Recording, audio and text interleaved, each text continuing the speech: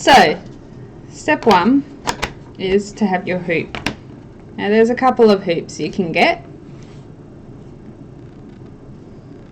This one's a really old wooden one. I've had this since I first started using tools to help me. It's got a little screw, and that's what tightens up the hoop. So I apologize for any focusing issues. This camera is brand new and they reckon it's the best for streaming, #1 selling in the world, and it has issues with focusing, so who knows. Alright, so you know what you're stitching. You've got your fabric. This is 14 count white Aida. You know you're ready to go. Let's set up this hoop. Here we go. So I'm just going to place my fabric over the top of the smallest hoop, the hoop that fits inside the big hoop. And then I'm just going to push. Push, push, push. Great. And then I'm going to hold it there and I'm going to tighten. I'm just going to tighten that little screw up a bit, because I don't want my fabric disappearing on me. Alright, so still a bit bouncy, so let's just gently pull the Aida cloth through. Pull, pull, pull, pull. We want good tension. We don't want our fabric flopping around in the breeze. It's a little bit better. Tighten it a bit more because it's obviously still escaping. So pull, pull, pull. Reasonable. Just going to pull it a bit more.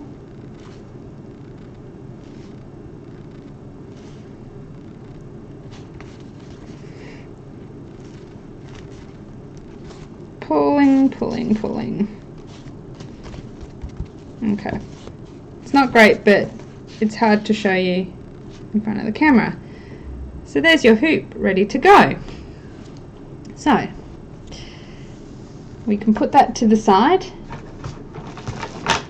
and here is our floss. I use Ziploc bags. They are simple snack bags bought from Coles or Woolworths or any of those sort of places. You can get speciality ones, but these are super cheap. And then I have the DMC number on it, and there is my DMC. Ta-da! Very pretty. So that's the way I like to do it. The other way of doing it is using a bobbin. But I don't like using bobbins because I get kinks and it takes time to wind that onto here. So I use bags. So what I'm going to do is I'm going to gently pull some out. I'm going to get a reasonable length. Cut.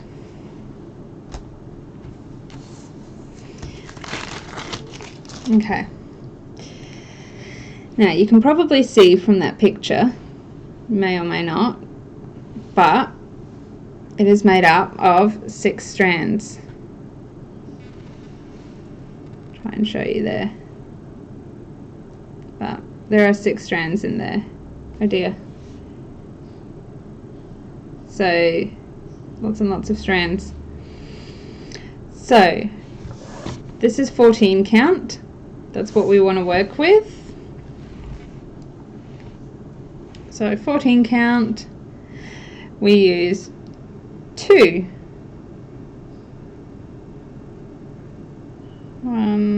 Get 2 out.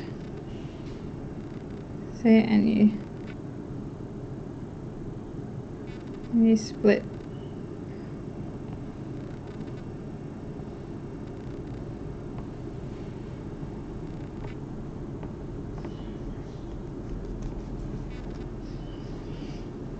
Okay, there you have two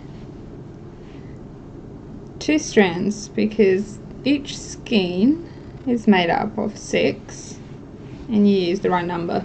for the count you're using. So when you get into higher counts, like the say 32 count, you're going to only use one strand at a time. So there's your 2 strands. And now I'm going to thread them onto my needle. So I'm just going to get my needle, which are all on my needle minder. So they're all on my needle minder there,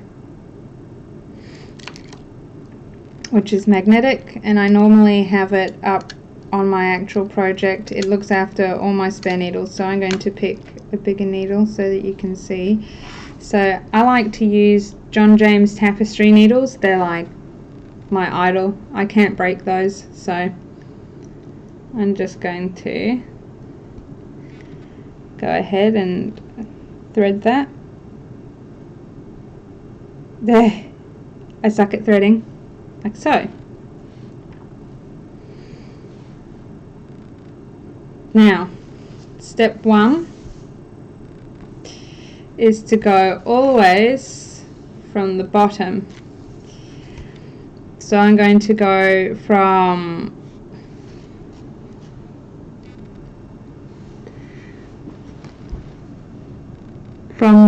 my bottom left, and I'm just looking at my tail. So I end up with like a little tail like that, and I'm going to use my spare hand to hold it. So you want to hold on to your tail, okay, so that you don't lose it. And then I'm going to go diagonally, pull, and then I'm going to go to the opposite corner.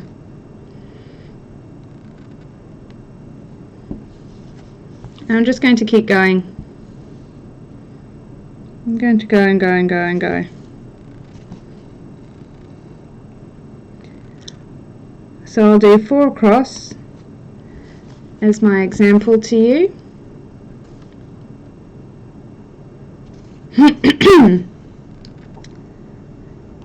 Alright, so now say we've gone as far across as we want. We're now going to head back the other way, going with the opposite diagonal. Now the bottom diagonal must always go in the same direction, and I'll show you what I mean by that in a second. So we'll keep just going to complete our little X's. Keep going and going and going and going. Ooh, getting finger cramp from this angle.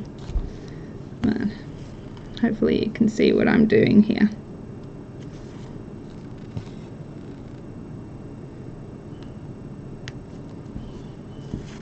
Done! There are your beautiful X's. Ta-da! So, what do you do when you're finished?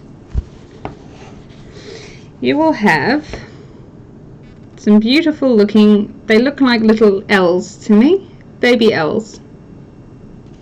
So what you want to do, I want to do this the right way, so get your needle and you just gently push under those L's, being careful not to catch your Aida fabric in the process, and then you pull. There you have it. If it would focus. Sorry guys, doesn't want to focus again. There you go. And then all you need to do is use your scissors, snip, and that's all done. So don't worry too much about this tail, because it'll get stitched up as you go. But if you're really worried about it, you can make sure that it gets stitched up in here as well. It's entirely up to you. So the other way of doing it, let's start over.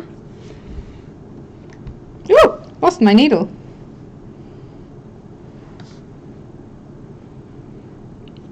Okay, alright. So let's look at the other way of doing it, if it would focus. Please, camera. Let's try that again. There we are. Alright, other way of doing it is to complete that X.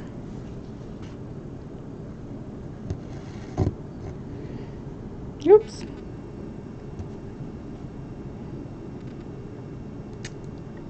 I've kind of got myself tangled up at the back. Don't do what I do. Okay. So, got your one diagonal.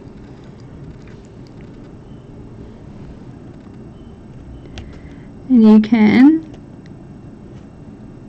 just complete it as is and make one X at a time instead of doing lots of diagonals at once.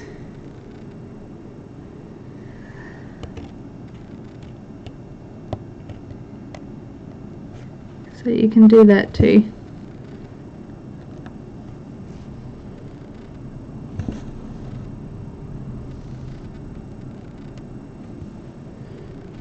See how I'm going there?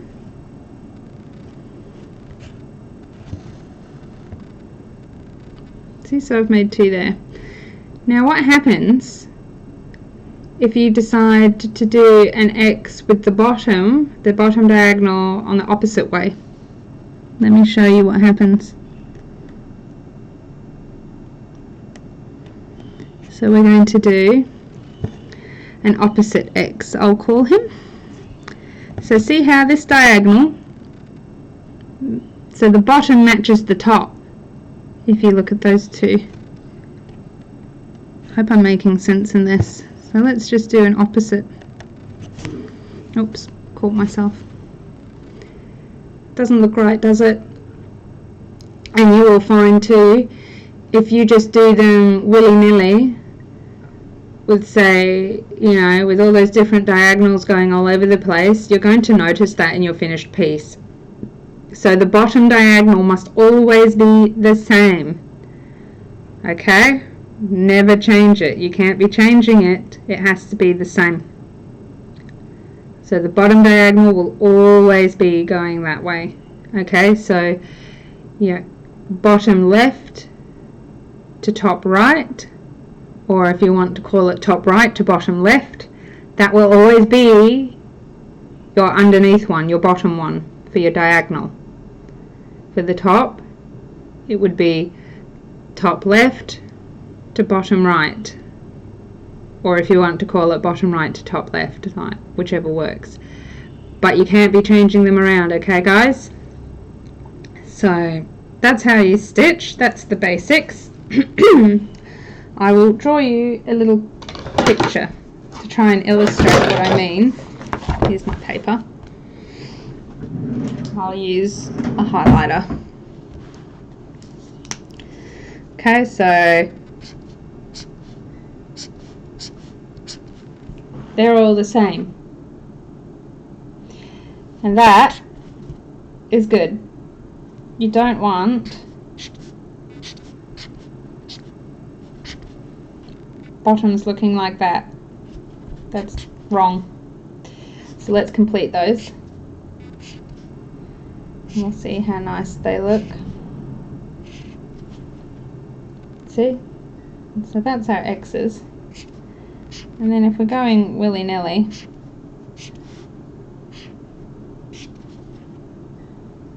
they may appear similar, but they're just not.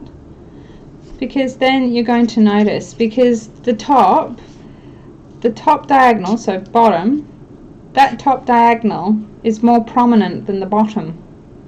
So when you look at a piece as a whole, if you're doing like a really big work or even a small work, like I did a little rose as one of my first ever cross stitches, and when I had it framed, I noticed, because not all of them were the same. I thought I was being really smart and really quick by doing like a mix, but I was not. Okay, so don't mix your X's. Gosh, I hope I didn't just push something on the keyboard. I don't think that was very smart, Jodie. Okay, so that is how you cross stitch, guys. Okay. So I'll show you one more time how to tie off.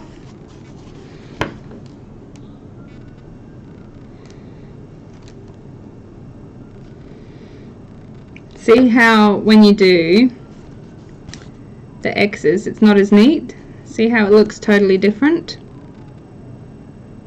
So it makes it a bit harder to tie off the backs as well, but I just find what I can. And I pull.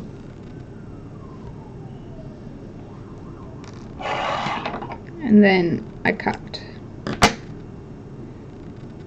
Ta-da! Neat, huh? So I hope this has been helpful for you to learn how to do basic stitch, and I will catch you all on the flip side.